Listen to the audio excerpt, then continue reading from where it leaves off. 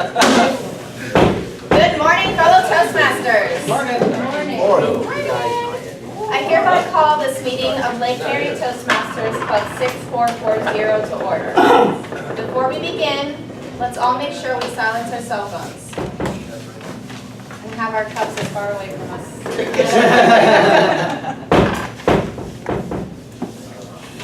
We will be doing things a little bit different this morning, but if I could have everyone please stand for a moment of silence.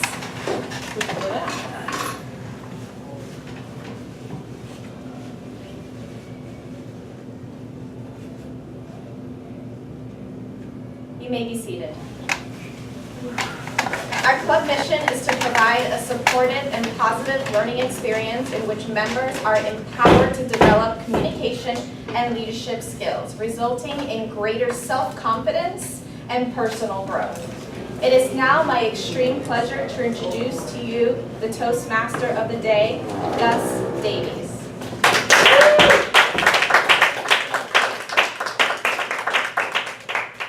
Hello Toastmasters and returning Toastmaster. Hadi, we're so glad to see you. After a while your job took us away. A little differently, let me go ahead. We all know the theme, I'll get back to that in a moment. But let us go ahead and start with our technical table. May I please have our grammarian to tell us our role today, Stacy Rabinek.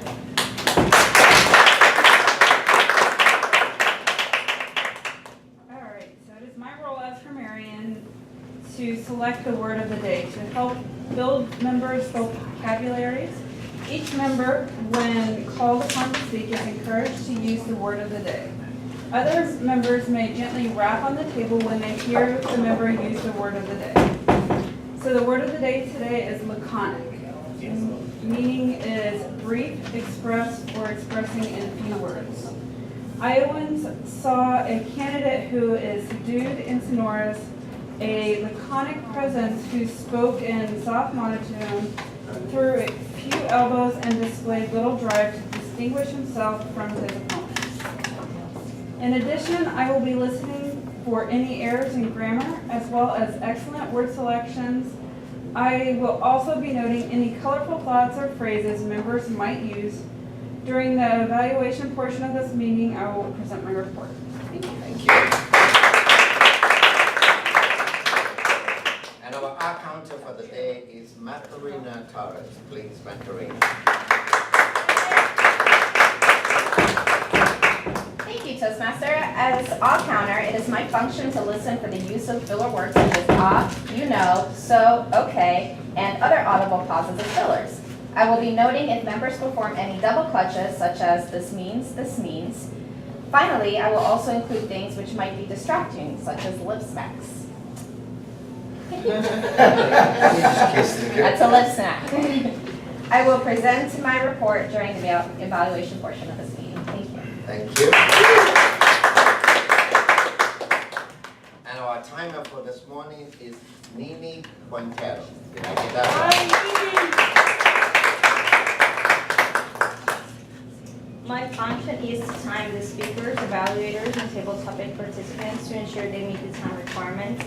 I will demonstrate the timing lights, which will be displayed as follows. Green, yellow, and red. I will record the timing results. Thank you. Thank you. And as you notice that only our first speaker had 5 to 7 minutes, our second speaker has 7 to 8 minutes. Is that correct? 6 to 8. 6 to 8 minutes. My apologies. It's 6 to 8 minutes for our second speaker. And our third speaker is going to be very laconic. 6 to 8 minutes.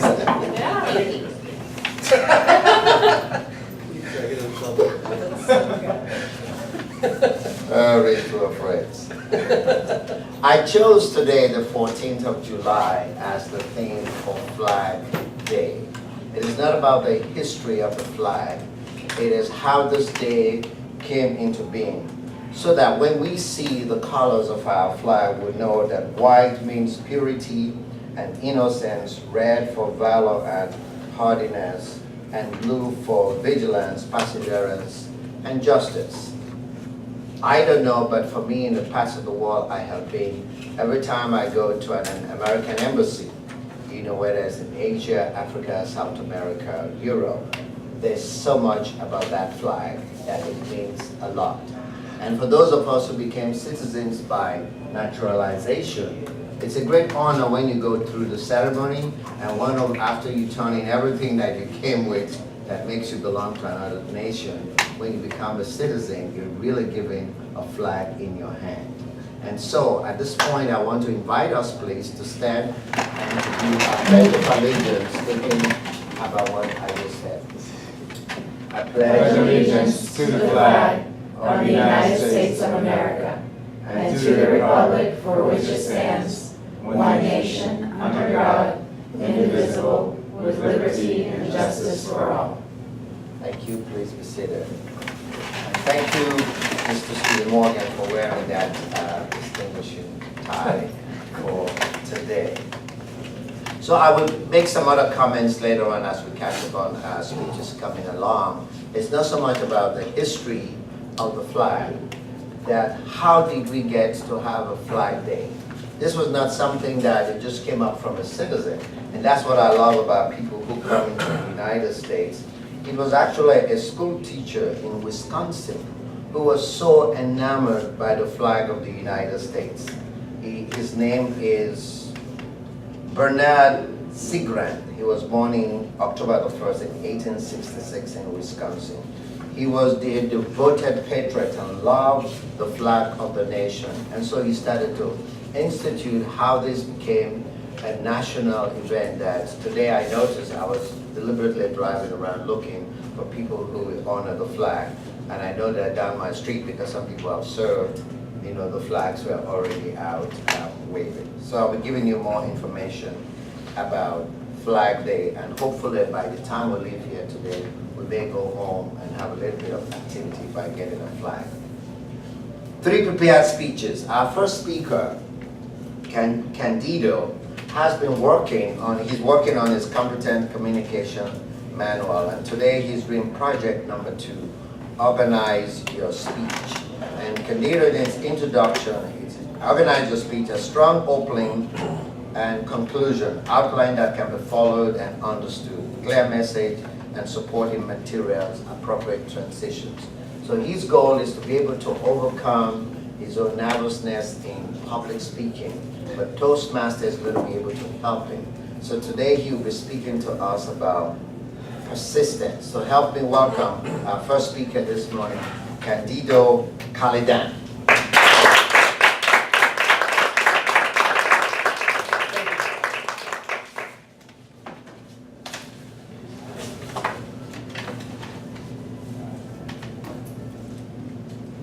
No problem. Today is Tuesday. I'm just saying. Today, we live in the world of instant.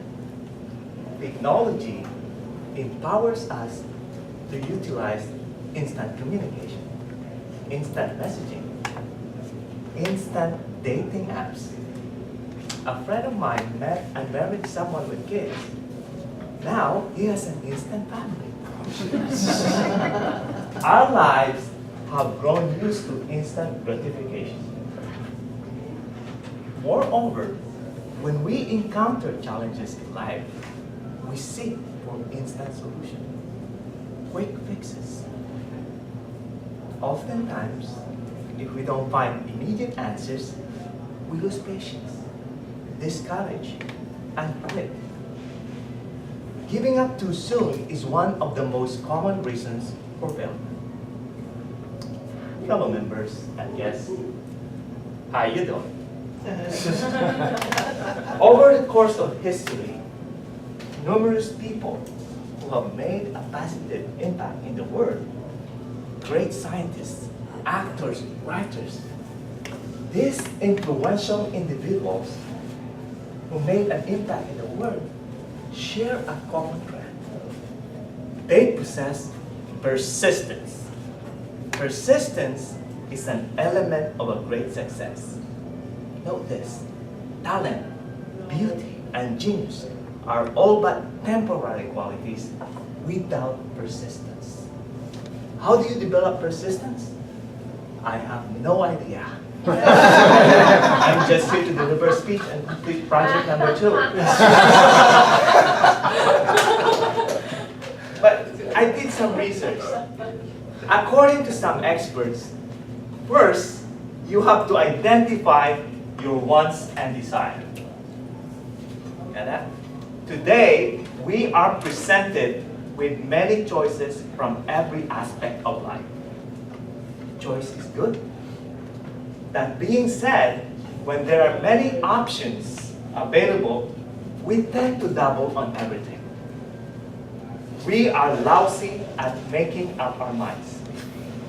Before you become to develop persistence, you have to single out your wants and desires. Start by following your heart and passion.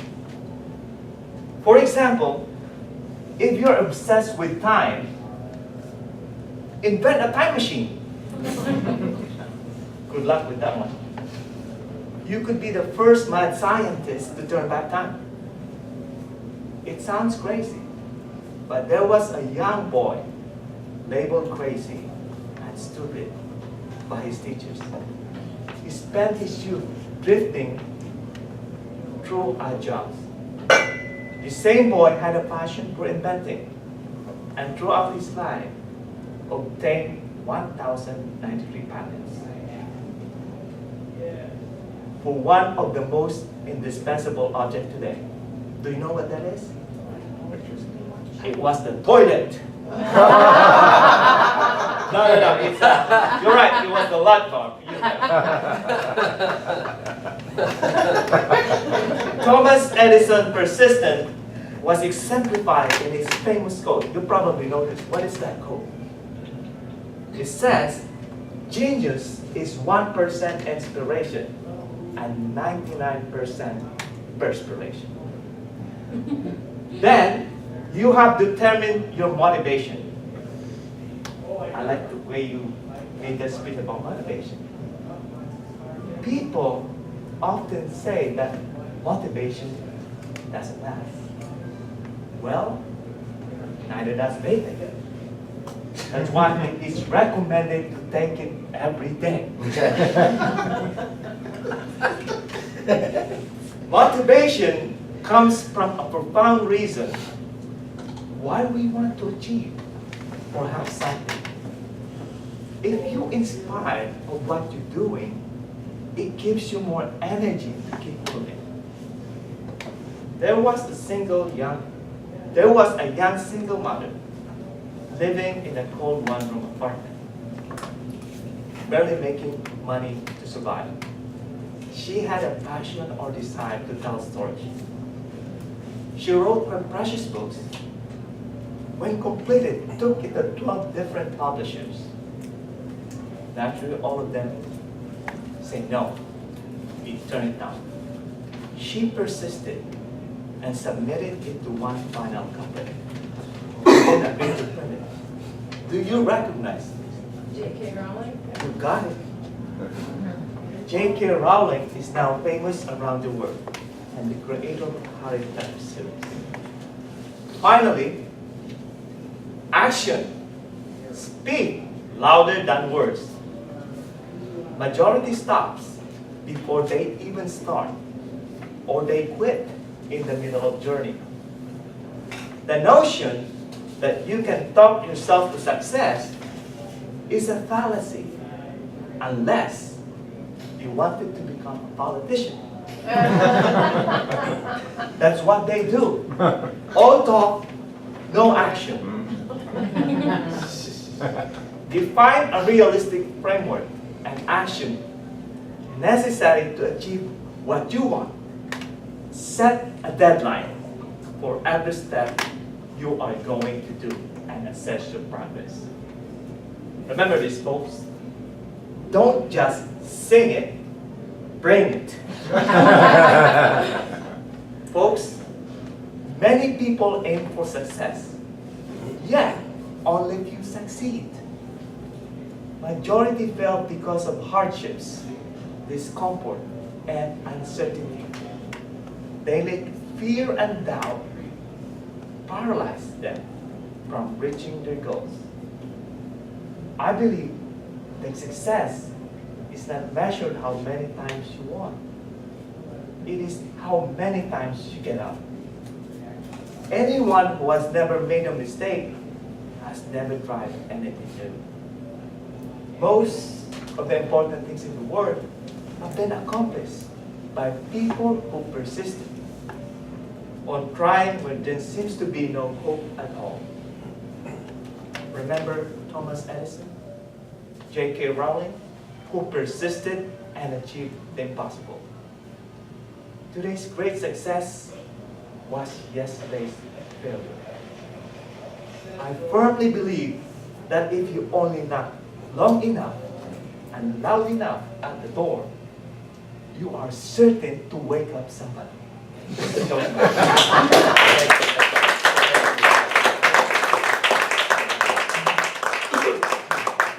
Time up, 1 minute on the clock, please. 1 minute, 1 minute.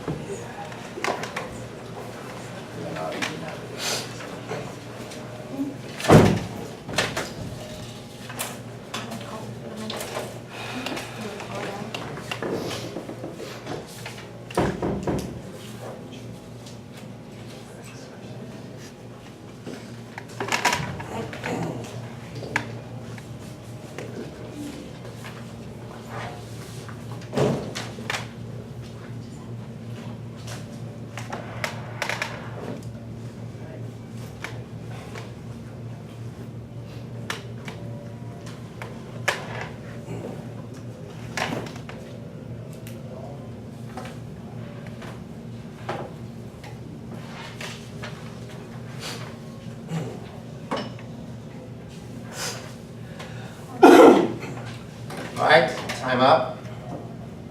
And just to give you one fact, that it was in June 1886 that the first public proposal for the observation of Flag Day was instituted.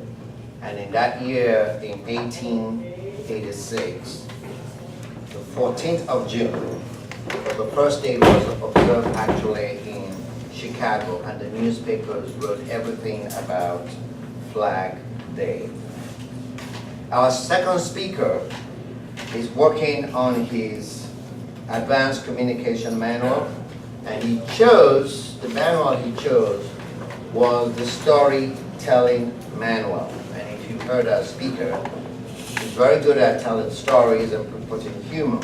And especially when today he's going to be doing project number 2, Let's Get Personal.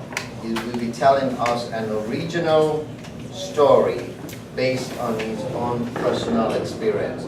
So please help me welcome Martin Bell.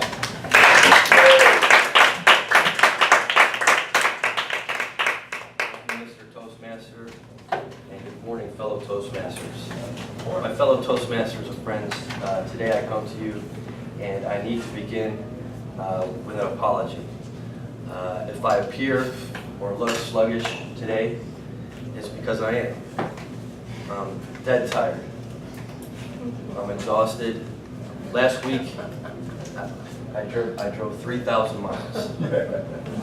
And I suggest never schedule a speech when you need a vacation from your vacation. You changed the date, right? Last week, I took my 13-year-old nephew, Nicholas, on a cross-country road trip, punctuated on both ends with Copa American soccer matches. So the 3,000 miles was the meat in a Copa America sandwich.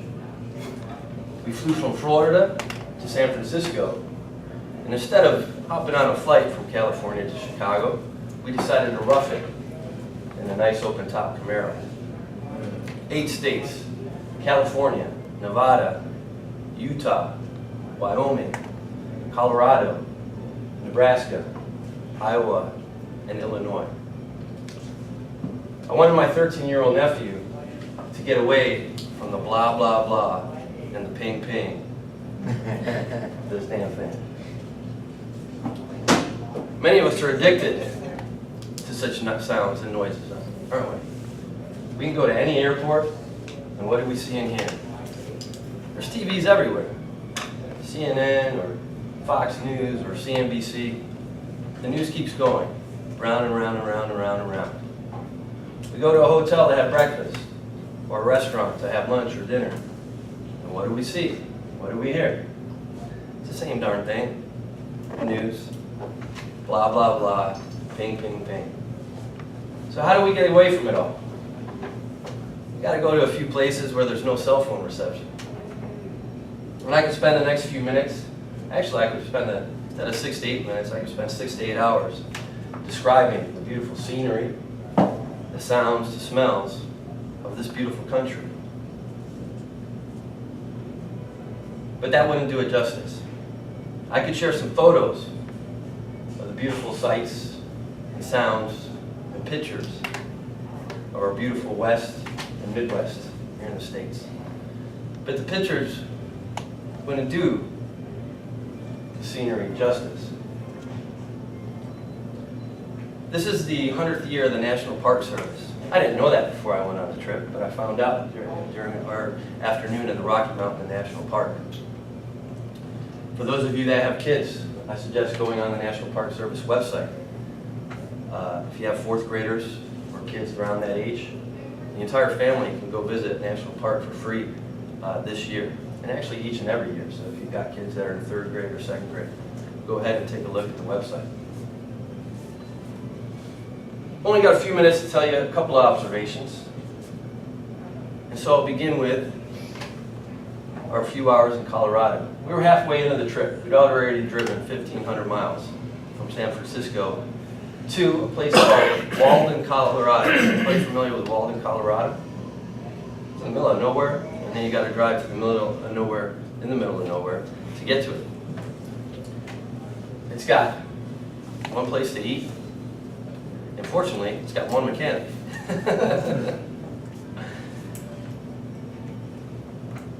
My cousin and his wife had offered me the opportunity to take care of their 13-year-old on this trip. So when you're driving down a 2-lane road with the Rockies on one side and more Rockies on the other side, and nothing but nature in front of you, and nothing but nature behind you without a human in sight, what do you do when the check engine oil light comes on? When you're 50 miles away from the top of Rocky Mountain National Park. Do you go for it? Yeah? You probably got a good 60, 70 miles of oil left, right? Maybe? No. Maybe. Will it take you up the mountain? Will it get you to get down the mountain? If I'd have been by myself, yeah, I probably would have risked it. But I decided to hightail it back about 15 miles to Walden, Colorado, where there was just one mechanic in town.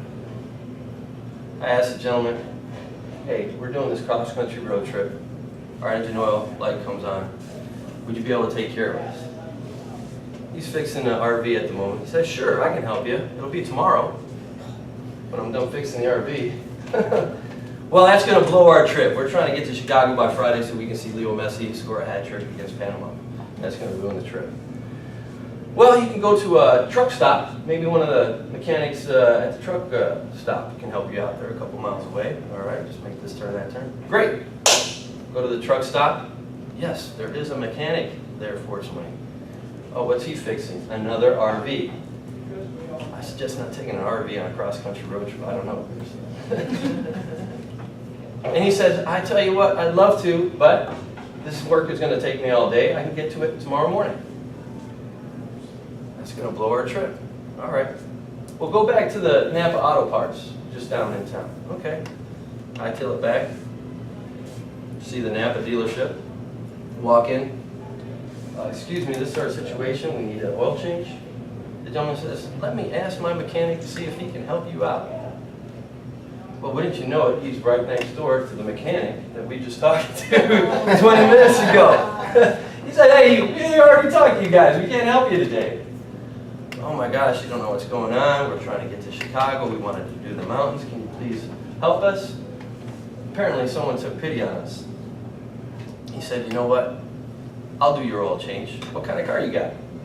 Oh, we got a Chevy Camaro. What year? 2012. Oh. Camaro. I don't think I got the filter for that. Let me take a look. Bling, bling, bling, bling, bling. Bling, bling, bling, bling, bling.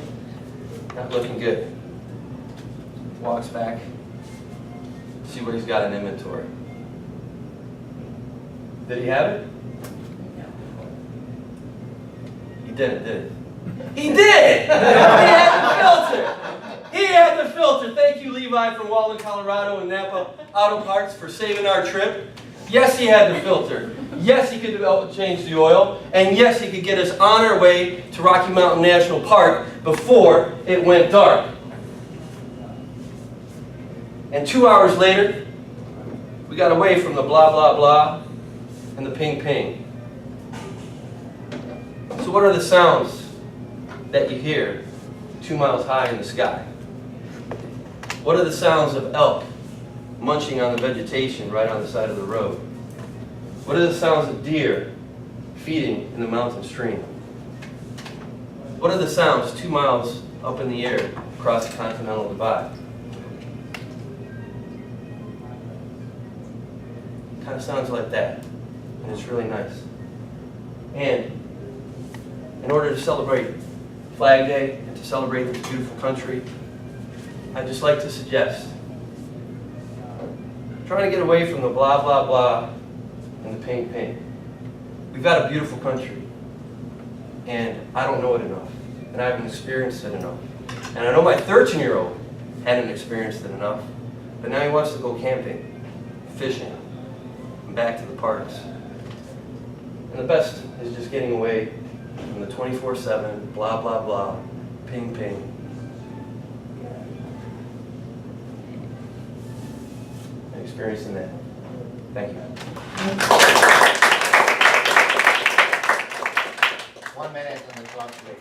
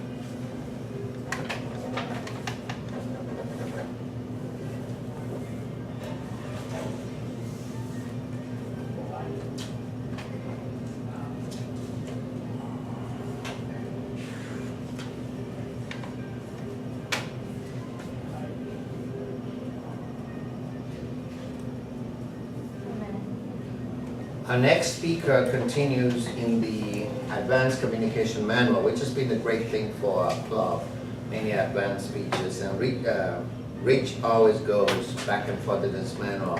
There are 5 speeches there. This is the second of the speeches, but he chose number 5, the persuasive leader.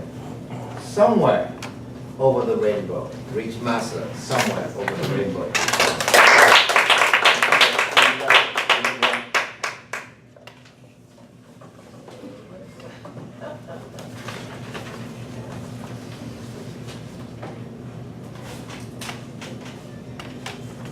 Let's play a game. I want to play some charades with you. Okay, I want you to guess what I am. Okay? Bear with me. Leprechaun. Hi, Laddie! I want to go to the pub and have a glass of ale and do the river dance. What am I? I heard it. Irish.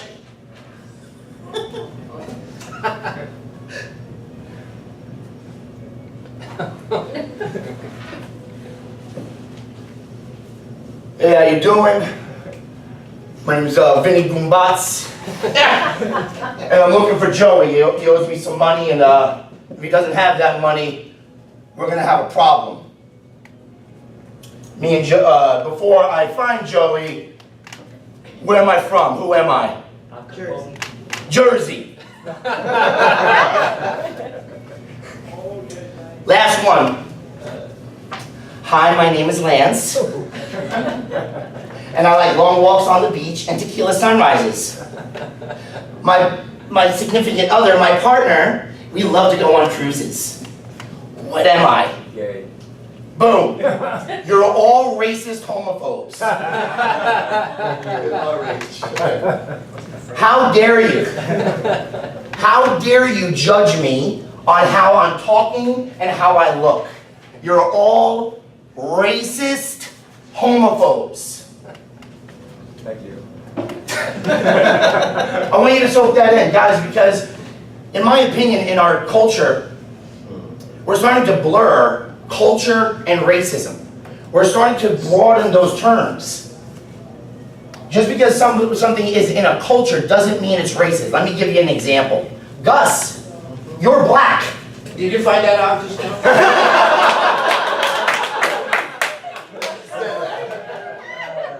That is not racist. That is an observation. Gus, you're black. Now, it's not skin color that is racist. It is if I saw if I saw Gus walking down the street at 11 o'clock at night, I'm not exactly going to hold my wallet a little tighter. Are you? It's not his skin color. But if I saw a young black man in a hoodie with two other young black men, I'm sorry, and if I saw a white guy with a shaved head with tattoos, I'm walking across the street. It's not their skin color, it's their culture.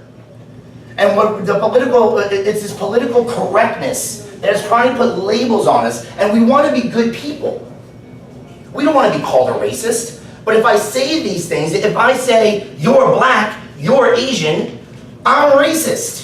I just got called racist the other day because there was a debate if I would choose Donald Trump over Hillary, and I'd say, Trump, well, you must like the KKK. Now I'm racist. I'm not racist. But people want to put that label on me. And we let those labels and our fear of being something else blind us from facts. And it's starting to create groups. For instance, Black Lives Matter. It is a political group right now that is saying that cops are killing young black men. The fact is, there's more black on black crime than cops killing young black men. But if I say that, I'm racist. I'm not saying there's not a problem. I'm not saying that some of these officers go overboard. But if I state the facts, then I'm racist. Just a couple of weeks ago, 3 weeks ago, was it 2, 3 weeks, we were arguing over the friggin' bathrooms. What bathroom we should go into with the transgender community? Really? We don't have other things to worry about? That we said there is a threat, there is a possibility of pedophiles harming children. They took it as homophobia. How dare you say transgenders can harm kids? It wasn't about kids. I'm sure some people thought that, but the majority of us was, there's gonna be some guy going under the guise of transgender and harming one of our kids. That is a legitimate problem. That is a legitimate threat. But if I say that, I'm homophobic. I'm transphobic. All these labels are coming up when there's the threat. Not everybody, not all of them, but it's blinding us from the facts that there is a problem. Where am I going with this? I know you're wondering that. Where am I? I just want to offend you? No. Well, yeah, I do want to offend you. That is my purpose on this planet.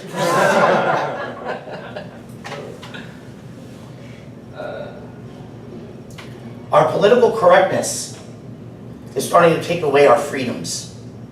Sunday morning at 2 a.m., a man of Muslim descent went to Pulse nightclub, where the gay community goes and they feel safe. and he took an assault rifle, a hunting rifle, and a gun, and he shot and killed 50 gay Americans. Our Americans. And he injured 53 more, and they're still in the hospital right now. And if the president's not going to say it, I'm going to say it. This was a terror attack. We got attacked in our own backyard. Put the cards away. I got this. It's not going to be useful right now. I have something to say. Word of the day. All right?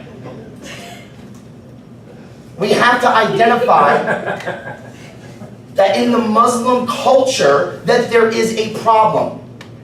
I'm not saying every Muslim, yes, Hadi, I'm looking at you. I'm not saying every Muslim is a terrorist, but guys, there are a billion Muslims, and in that culture, it's not racist to say that there's a high percentage of them that believes that their law should be the law of the world, that their suicide bombings is okay.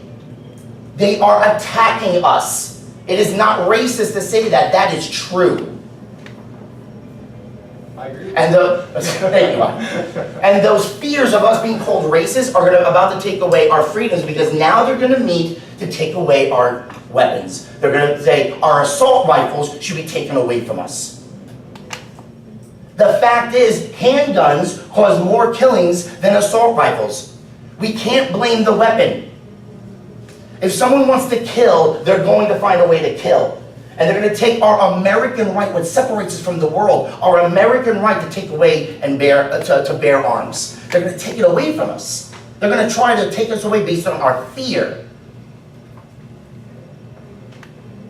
I want you to soak that in for a second. Because why didn't we ban planes after 9/11? It killed almost 3,000 of our countrymen. One of the largest mass shootings just happened, not because of an assault rifle, because of a culture. And it's not racist to say that.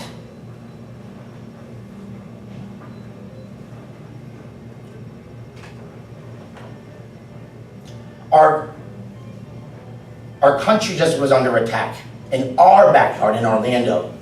And we think that we're hated in the world. And I'll have to say, this was a really crappy terrorist. And I hope his 72 virgins are ugly. And they have missing teeth. That's what I hope. Because terrorists are supposed to divide us and cause fear in us. But you see all over the world on social media that you see rainbow flags and American flags. And they say, Orlando, we got your back. This guy took 3 groups that were fighting. Cops, heteros, and gays. And now we're unified. What a crappy terrorist.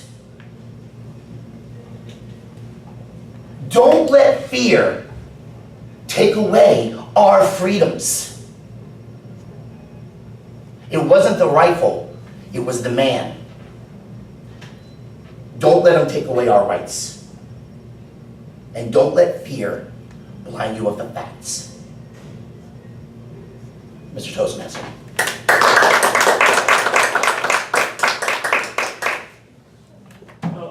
1 minute on the clock, please. You call me Jersey Black. That didn't get recorded. Now I'm still going to land this plane, so just get your 1 minute in there. We might need 2 minutes on that one. You have an evaluator.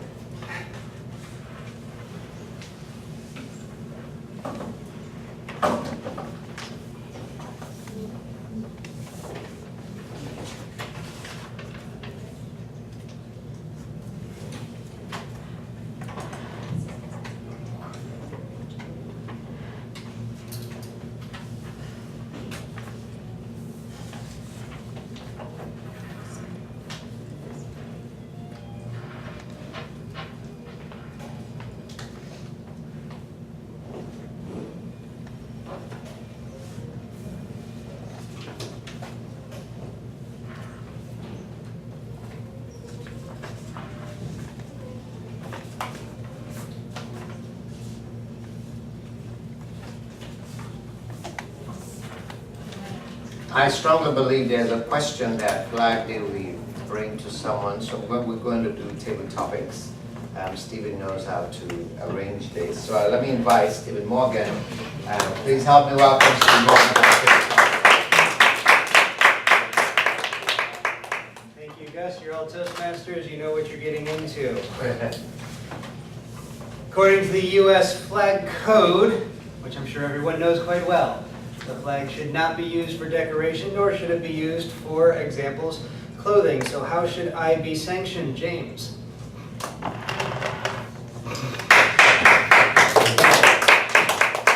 Let's answer that question. It seems like come up with an iconic expression. How should you be sanctioned? Because the flag should not be used for clothing or decoration. I don't think you should be sanctioned at all. I think you are a great example of what we should be doing every day. We should wear the flag and let people know what we stand for. Damn right. That flag came from a lot of lives, people who believed in this country, still believe in this country, and there are some now who don't believe that we should pledge allegiance to the flag. Why not? In fact, there are those who don't believe we should have God in the pledge allegiance. One nation, under God. This country was, and this world was created by some being, and guess what? It wasn't me, and it wasn't us. It was here before we got here, and when we leave it, it'll still be here. Thank you, Mr. Toastmaster. Flag Code also says that non-citizens do not have to say the pledge, for example. They are just expected to stand quietly at attention. So why do you say it, Hadi?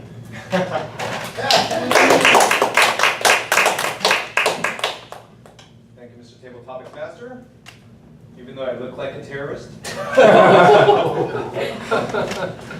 I believe in this country. I didn't choose to come to America. My parents actually chose to come here. But I'm very glad that I moved here. I think it is truly a country of freedom and truly a country where you have very warm people with a lot of great potential. So when I stand here in front of the flag, I get very emotional.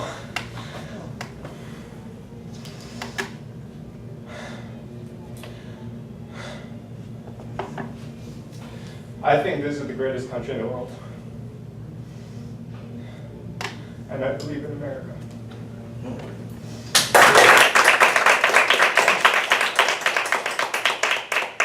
I won't ask anyone to follow. No. Time's already passed.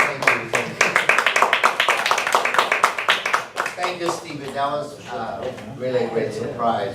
Something that is very touchy can bring out to us not only the depth of the questions to remember Flag Day, but the expression. That's what I meant in the beginning. When I go anywhere in the world, I am proud to be an American. At this time, we'll move on to the educational portion of our meeting. Our DTM, very expert, and she will be running she will learn and display not only from evaluation, but right to the business meeting. Julia Kaufman. Thank you, Gus.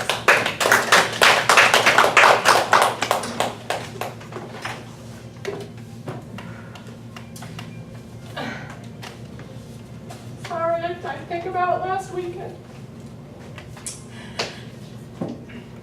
Good speeches, everybody. This is our portion, our educational portion. This is where we learn about how we did from our evaluators. We're going to get right to it. Our first evaluator, who is evaluating Candido's speech.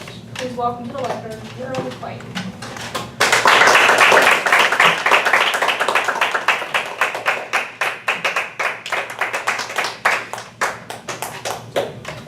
Gosh, I always cry when I see people cry. It's just going to be that kind of a morning. Thank you, Madam Toastmaster, fellow Toastmasters, honored guests, and especially Candido. I just want to thank you. Your humor is just marvelous. You're like a stand-up comedian.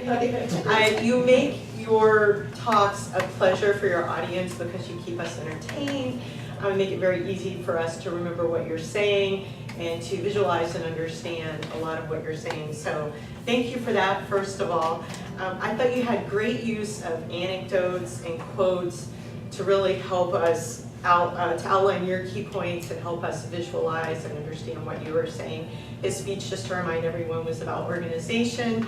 I thought you did a great job at that because you told us right from the beginning, how do you develop perseverance? So we knew as your audience that you were going to give us some suggestions or ideas to help us develop perseverance ourselves. So that was, I thought, terrific organization, no trouble remembering what you were about to tell us, and then after you told us what you had told us and shared with us. You had a great, catchy opening. Today we live in a world of instant gratification. I think that got all of our attention right away. You had these great anecdotes, again, your humor when you talked about the instant family, very funny. You clearly outlined 3 key points. It was very, you had ideal wants and desires, motivation and action, so we were able to follow along with you and understand as you move from point to point. I thought you had great segues. You always interspersed everything with a nice anecdote or narrative or some type of a story, humorous usually. So again, very entertaining, and it helped us visualize and see what you were saying in addition to hearing what you were saying. So I don't have any negative feedback. I just couldn't think of anything. I thought you had great, facial expressions and gestures, and I just thought it was a wonderful speech. And as someone who has a lot of trouble, I'm easily discouraged, maintaining perseverance, it was also personally helpful for me. So thank you very much.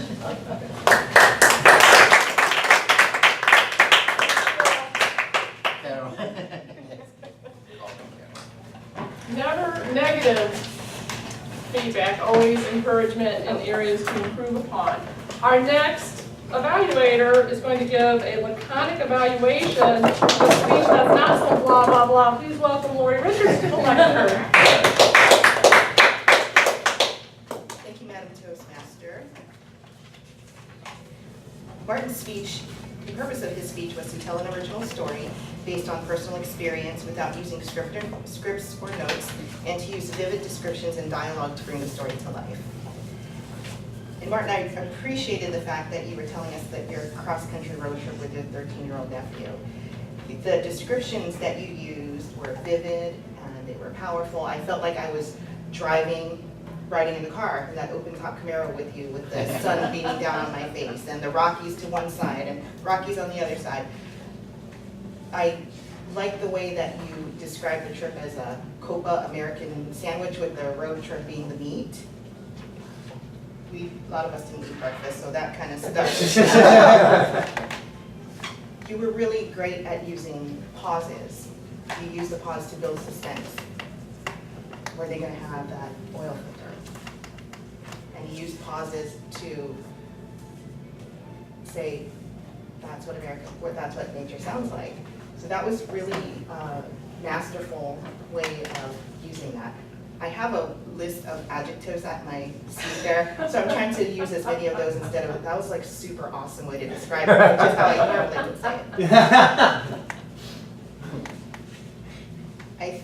The only suggestion that I have is maybe describe the characters a little bit more, like describe your 13-year-old nephew just a little bit more, and why this was important for him to get away from the ping ping blah blah, or the mechanics. Even if they weren't kind of slow moving, that kind of old country bumpkin mechanics, maybe you could have put that in there anyway, because then I think it would have had an even greater impact. But your story, it flowed well.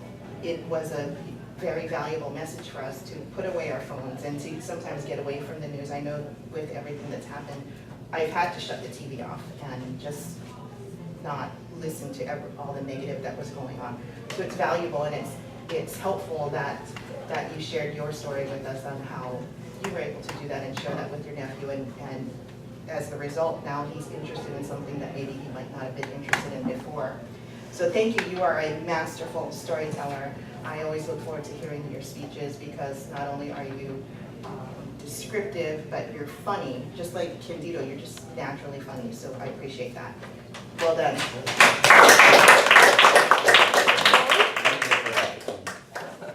right, we're going to move right into our third evaluation by Tara Wilder to evaluate Rich Massa's speech. Come on up here. So I was super excited to be able to evaluate Rich because I'm super flamboyant and loud and really, But I think, well, I have something to say about that, and I'll say it in a second. But Today, Rich was speaking out of the Persuasive Speaking Manual, and his objective was to communicate a vision and mission and convince the audience to help achieve them. What I really liked was that you were very theatrical. You explained and you showed us very clearly all the cultures that we know. Stereotypes exist for a reason, and that made us really, it illustrated the fact that we all have these thoughts in our minds. I had a very hard time coming up with any criticisms because I connected so well with you. I think you were lighthearted at times and were very funny, and we all engaged really well. But then you brought the message down to a really emotional territory where we were kind of, thinking about it truly in our heart and kind of sad at some things. And you did pause at those moments to let us digest it, but I think because you're so theatrical, I think maybe softening it and really talking about what happened would have been a little more effective. Let's see. I really think that your variety, enthusiasm, sincerity, force, rate, and pitch very accurately communicated your passion about the topic, and I know from our conversations that you are very passionate about this topic. So I think you did a really, really fabulous job. All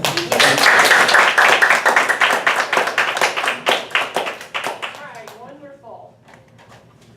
Well, as always, this room is magnificently set up by our Sergeant at Arms, Ms. McTack. Thank you very much. I see her come in early every meeting and move all the tables, so she does a marvelous job. Just want to make sure we recognize that. Our Toastmaster of the day was well prepared. He had a wonderful topic, and everybody that had roles really talked to that. Stephen with table topics, great.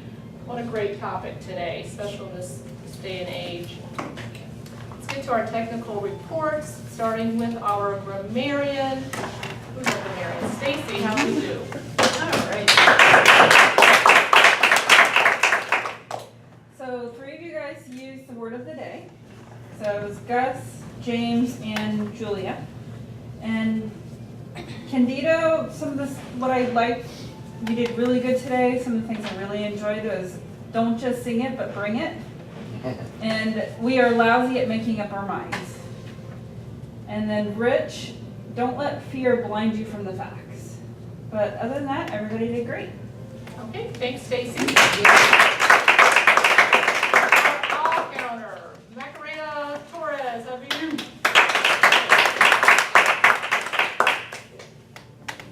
Gus, you had 2 uhs, 2 you knows. Candido, 1 but. Good. Wow. Martin, you had 5 ums, 3 of which were in the first 10 seconds. That's okay. 1 double clutch. Rich, 1 1 well, 1 double clutch. Stephen, clean. James, 1 Hadi, 2 uhs, 1 and. Julia, clean. Teryl, 1 double clutch. Lori, 1 2 ums. And Tara, 3 ums, 1 so, 2 buts, 1 you know, and 1 double clutch. That's my report. Working on it. And rounding up the technical table, Nene, how is our timing? Candido, 7 minutes and 47 seconds. Martin, 8 minutes and 55 seconds. Rich, 9 minutes and 4 seconds. James, 58 seconds. Hadi, 54 seconds. Teryl, 2 minutes and 17. Lori, 2:32. And Tara, 1:44. Awesome, thank you. Okay, and for evaluators, nice job. Just remember when you evaluate, there's no negative criticism, it's all positive opportunities for improvement. Speakers really want to hear what they did well, what areas that they're weaker on, what they can improve upon. And sometimes speeches are so powerful that you just don't have anything, to offer up. Always try to work on that, but when it's good, it's good. Let's get to our business portion, which is me, and our schedule. Let's take a look at that. We have no guests today. All right, so starting next week, here's goes another so. We have as our Toastmaster and first speaker was moi. What's happening next week, we're inducting our 2017 officers. We're going to start with our speakers, which are lined up for James and Lori to speak next week. Okay. All right? And then we'll have our induction for our officers. We'll have table topics, which is Alexandra. We haven't seen Alexandra. She was in a movie. Did you see? Did anybody know about that? Yeah, she's posting it all over Facebook. What's the name of the She was She like is a a news news queen anchor. or something. And she's a news anchor. Wow, Was it a Spanish movie? It was a low budget one, I think, but it was playing at Orlando, it was playing at Universal We'll Studios. find out and see if it's, you know about it, but it's pretty exciting. I saw a lot of pictures of her in the movie. Just table topics. Samuel is general evaluator. We'll need a check with him, so that would be me. We have 2 evaluators. Tara, you're up again next week. And Stephen, good with that? Teryl is the odd counter. Jean, you are scheduled to be grammarian. You good with that? And Stacy, timer. That's rounding up. We have a couple more minutes. We have no guests, but I'm going to turn it over to Gus for any news. Yes, maybe a question you can answer. Next week we induct the new officers. When do they get into office? Starts our fiscal year for Toastmasters July 1st, and that is the transition. You'll have your current officers that will mentor you into your roles, but officially you start office July 1st. Okay. So we have a Tuesday meeting, which is what, July 5th would be when they officially take over. Take over. July 1st at 3 a.m. is when it all starts. Fun starts. Woo-hoo. I have an announcement. I was a guest speaker at Twilight Toastmasters 40th anniversary on Saturday night. And I want to confess that I thank Toastmasters for helping me with my messy communication skills. And for this morning I came in fact, and purposely wasted a cup of coffee to see how y'all let me clean up, and it fell right in. I cleaned it all up, so now I'm good to go. I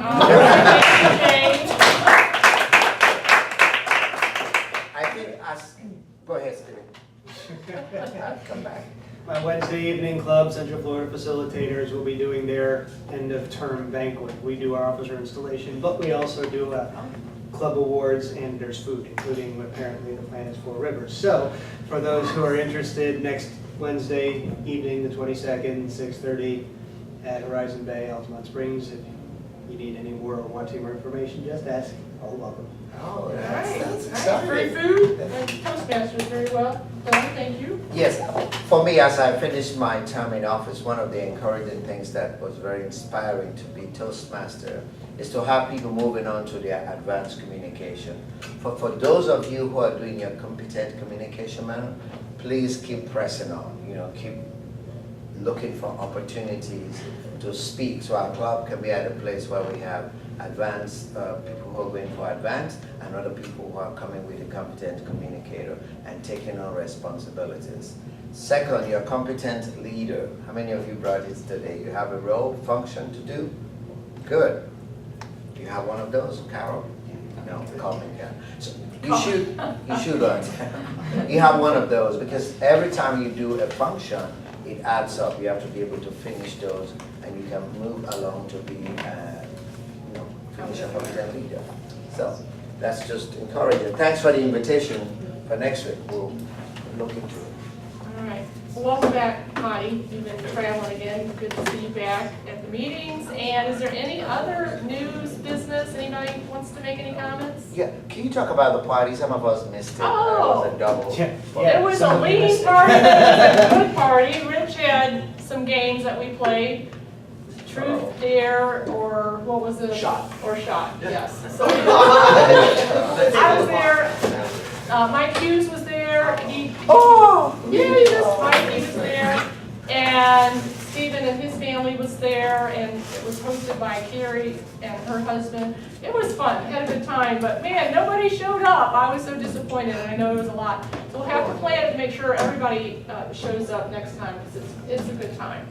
And anything else? All right, with that, everybody, meeting's adjourned, good speeches, see you next week.